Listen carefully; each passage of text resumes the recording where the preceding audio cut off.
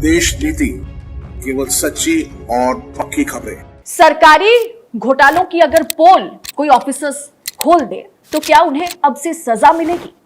इस विषय पर विस्तारित चर्चा करने के लिए और अपनी एक्सपर्टीज साझा करने के लिए हमारे साथ फिर एक बार मौजूद हैं जाने माने वरिष्ठ पत्रकार अशोक वानखेड़े जी। बहुत बहुत स्वागत है सर। नमस्कार। नमस्कार। अपने अभी आयुष्मान योजना के बारे में बताएं, एम्बुलेंस की जगह एम्बुलेंस के बारे में बताएं। तो हमने देखा कि आयुष्मान योजना में कितना बड़ा स्कैम हुआ और आयुष्मान योजना, भारतमाला, द्वारका एक्सप्रेसवे, इन तीन स्कैम को एक्सपोज करने वाले तीन बड़े कैग के अधिकारियों को जिस तरह से सजा मिली, एक तरह से उनका तबादला किया गया, क्या सरकार अब इस तरह से सरकारी अधिकारियों को सजा देगी? ईडी, सीबीआई तो खत्म हो ही चुकी है, तो क्या अब जितने भी कैग की रिपोर्ट पर काफी भरोसा किया जाता है, अब उनके अधिकारियों को इस तरह से तबादला करना, उनकी ट्रांसफर हो जाना, आप इसको किस तरह से देखते हैं? जब 2014 में नरेंद्र मोदी सत्ता में आए तो उसमें एक बहुत बड़ा फैक्टर सीएजी था। विनोद राय सीएजी थे और 2G स्कैम और कोल घोटाले ने एक मनमोहन सिंह सरकार को एक भ्रष्टतम सरकार का टैग लगा दिया था और उसी पे सवार होके मोदी जी आए थे। मोदी जी को सीएजी की महानता पता है, तो मोदी जी ने बड़े स्मार्टली गिरीश चंद्र मुर्मू को क्या सीएजी बनाया। ये गुजरात कैडर के 1985 के ऑफिसर हैं, बैच के।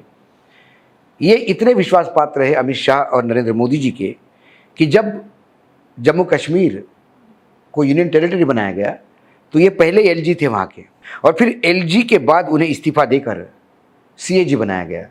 उनको मालूम था कि सीएजी एक ऐसा एरिया है जो भ्रष्टाचार को दबाएगा। अब 2015 के पहले, 2014 के पहले सीएजी की कितनी रिपोर्ट्स आती थी और 2014 के बाद सीएजी की कितनी रिपोर्ट्स आती है, यदि इसका आप अध्ययन करें तो 75% सीएजी की रिपोर्ट में कमी आई है। मतलब सीएजी रिपोर्ट ही नहीं करती। जो पहले 75 रिपोर्ट आती थी, अब वो 75% कम हो गई। दूसरी बात, सीएजी को जो काम है वो करती नहीं सीएजी। इस टाइम पे भी ये सिर्फ जो सामने चीज़ें आई, इसके लिए अपूर्वा सिन्हा, अशोक सिन्हा और डीएस सिरसाट, ये तीन अधिकारी जिम्मेदार हैं। एक ओरल ऑर्डर भी, यदि मैं वायर की स्टोरी को सही मानूं, एक ओरल ऑर्डर भी चला गया था कि फील्ड ऑफिसर्स को कहो कि ज़्यादा अंदर घुस के ऑडिट करने की ज़रूरत नहीं है। इन अधिकारियों ने बोला कि साहब वो रिटर्न में दो, आप भ्रष्टाचार तो उजागर होगा।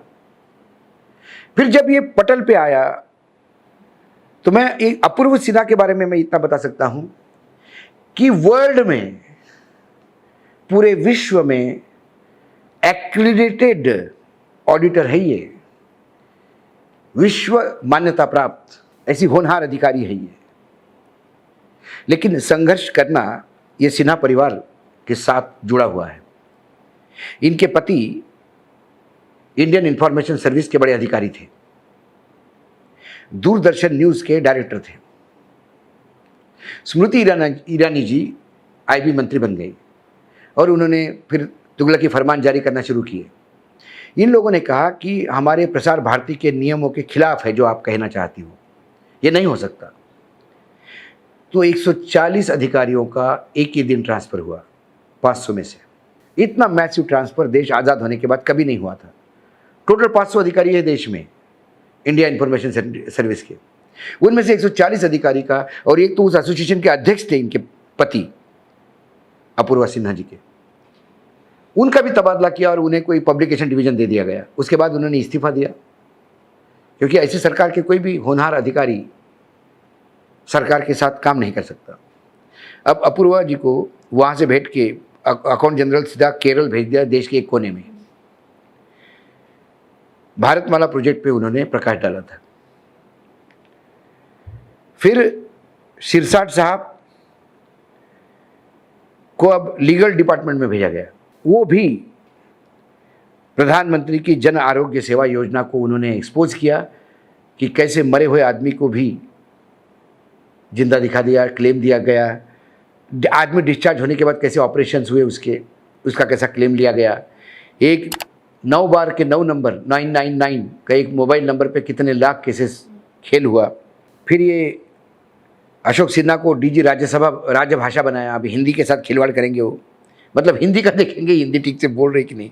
एक होनहार अधिकारी जो नॉर्थ सेंट्रल रीजन के डीजी थे, जिन्होंने इंश्योरेंस सेटलमेंट जो क्लेम जिसका मैंने जिक्र किया, मरने के बाद भी जिंदा दिखाया और क्लेम दिया, या ऐसे तमाम चीज़ों को उन्होंने एक्सपोज किया। और ऐसे 37 अधिकारियों के ट्रांसफ़र हुए। ये 3 तो बड़े अधिकारी हैं, इनके नाम बाहर आ गए, बाकी तो ये ऑनलाइन जो पोर्टल होता है जिसमें जनरली ट्रांसफ़र उजागर होती है वो भी नहीं बताते। तो इनकी आदत है, इन्हें वो सीएजी चाहिए जो विपक्ष के सरकार को नंगा करे और अपने सरकार के कुकृत्यों पे पर्दा डाले। फिर ये कहते कि हमारे यहां तो भ्रष्टाचार ही नहीं होता, और भ्रष्टाचार उजागर हो गया तो अब उस बात करने के लिए तैयार नहीं प्रधानमंत्री जी। प्रधानमंत्री जी बिल्कुल, कम से कम वो भारतमाला प्रोजेक्ट में तो गडकरी सामने आए, उन्होंने कम से कम बयान तो भी दिया। इस जो हेल्थ सेक्टर में जो घोटाले हुए करोड़ों रुपए के, उसके बारे में सरकार की तरफ से कोई क्यों सामने नहीं आ रहा है।